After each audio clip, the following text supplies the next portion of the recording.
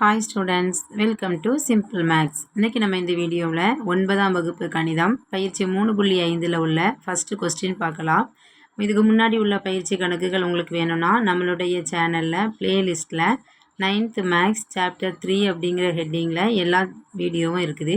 உங்களுக்கு எது வேணுமோ நீங்கள் அதை எடுத்து யூஸ் பண்ணிக்கலாம். இப்போ இந்த கணக்கில் என்ன கொடுத்துருக்காங்க பாருங்கள்.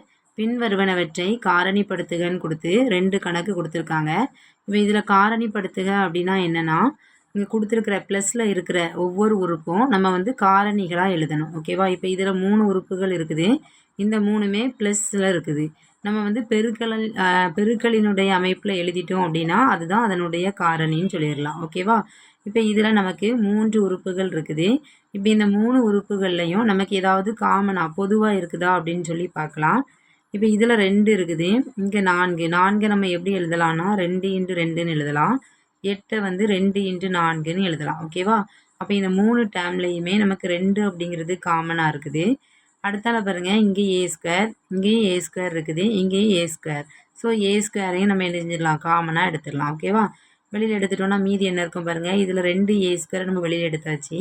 அப்போ மீதி 1ன்னு இருக்குது. அடுத்தால ப்ளஸ் இந்த 4ல் ஒரு 2 வெளியில் எடுத்திருக்கோம். அப்போ இன்னொரு 2 இருக்குது. a² வெளியில் எடுத்தாச்சு. அடுத்தால b, அடுத்தால ப்ளஸ் இதில் 2 வெளியில் எடுத்தாச்சு. அப்போ 4 இருக்குது. a² வெளியில் எடுத்தாச்சு. அடுத்தால c. ஓகேவா?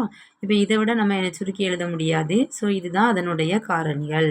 2a², இது வந்து பெருக்கலினுடைய அமைப்பாக எழுதியாச்சு. ஓகேவா? 2a² என்று 1 + 2b + 4cன்னு எழுதியாச்சு.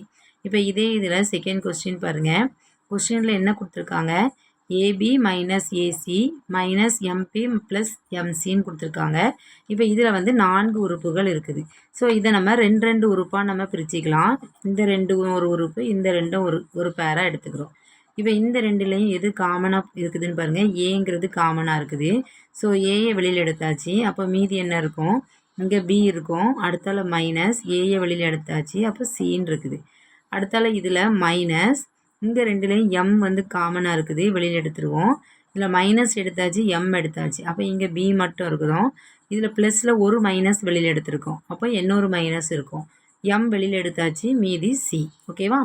இப்போ இதில் நமக்கு எத்தனை டேர்ம் இருக்குதுன்னா 2 டேர்ம் இருக்குது. இது ஒரு டேர்ம், இது ஒரு டேர்ம்.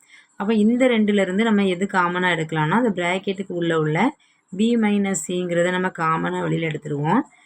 வெளியில் எடுத்தோம்னா இந்த டேர்மில் நமக்கு மீதி என்ன இருக்கும், ஏங்கிறது இருக்கும். ஓகேவா? அப்போ ஏ, அடுத்தால மைனஸ், இதில் b - cயை வெளியில் எடுத்தாச்சு. அப்போ மீதி என்ன இருக்குது, mன்னு இருக்குது. இப்போ பாருங்கள், இந்த 2ம் பெருக்கல்ல கிடச்சிருச்சு. ஓகேவா? இவ்வளவு தான் காரணிப்படுத்துக. இது வந்து ஒரு ஃபார்முலா மெத்தட்லேயோ அல்லது ஐ மெத்தட் இருபடி சமன்பாட்டிலையோ இல்லை. அதனால் நம்ம காமனாக இருக்கிறத வெளியில் எடுத்து எழுதியாச்சு. ஓகேவா? இந்த கணக்கு உங்களுக்கு புரிஞ்சிருக்கும்னு நினைக்கிறேன். நெக்ஸ்ட் வீடியோவில் நெக்ஸ்ட் கணக்கு பார்க்கலாம். Thanks for watching.